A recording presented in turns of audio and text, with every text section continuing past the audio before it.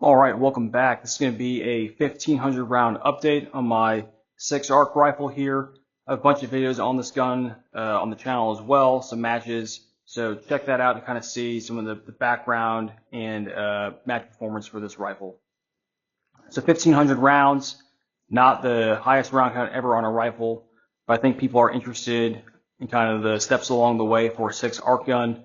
For me, I've experienced none of the issues that people talk about on the internet.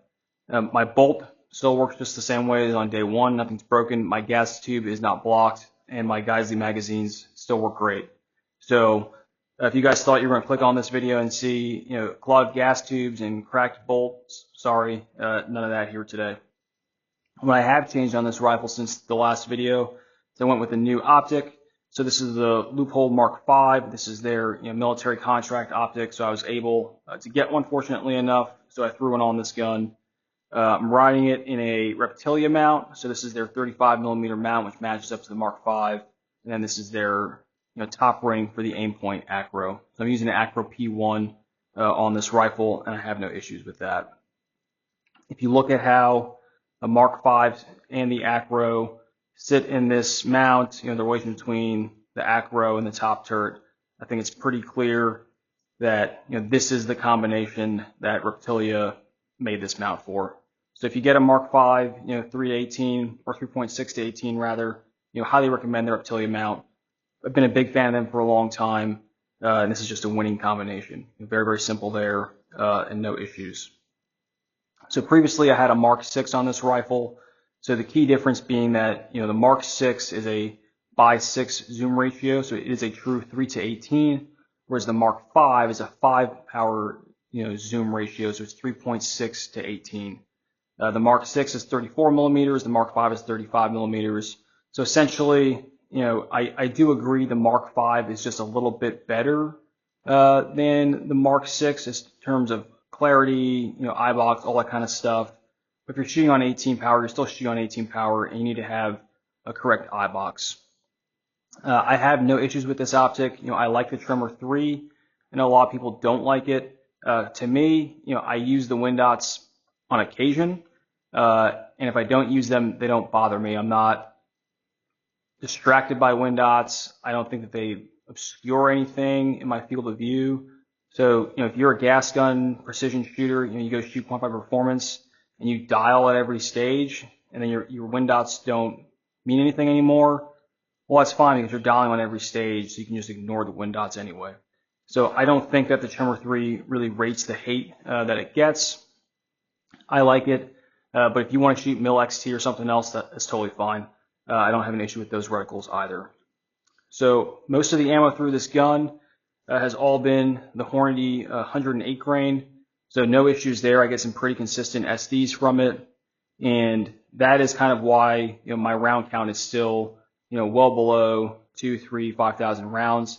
Because most of my shooting, when I take this thing out, is for data collection, zero confirmation, very, very little 500 round training days because this gun just doesn't need it. You can take it out, fire 10 round confirmation group, pull the data off of that, see if it's where I want it to be. If I need to make some zero adjustments, I'll do that. Fire another 10 rounds. The gun's zeroed. I have accurate data.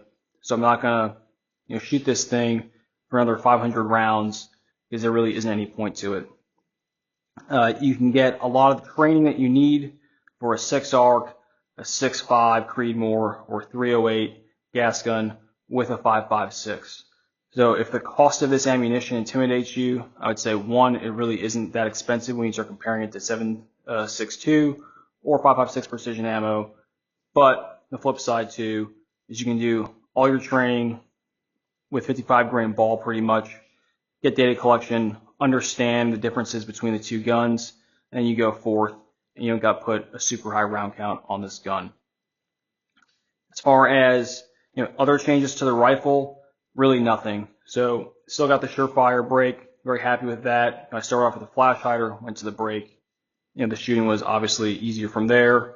Still got Harris bipods, Geisley SSAE trigger, Geisley magazines.